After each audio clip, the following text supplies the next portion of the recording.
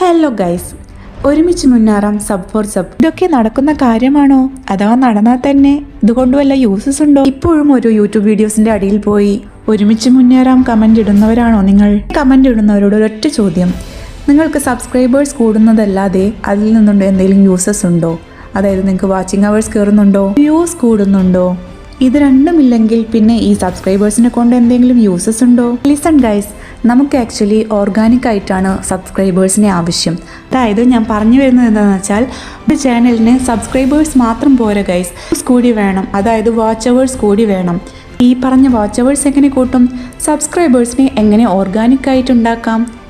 ഇതൊക്കെയാണോ ഇപ്പോൾ നിങ്ങളുടെ പ്രശ്നം? ആണെങ്കിൽ ഈ വീഡിയോ നിങ്ങൾക്കുള്ളതാണ്. ആയിട്ട് കുറച്ച് ട്രിക്സും ടിപ്സും യൂസ് ചെയ്താൽ നിങ്ങൾക്കും തന്നെ സബ്സ്ക്രൈബേഴ്സ് കൂടിക്കോളും. അപ്പോൾ നമുക്ക് ടിപ്സ് എന്തൊക്കെയാണെന്ന് നോക്കിയാലോ?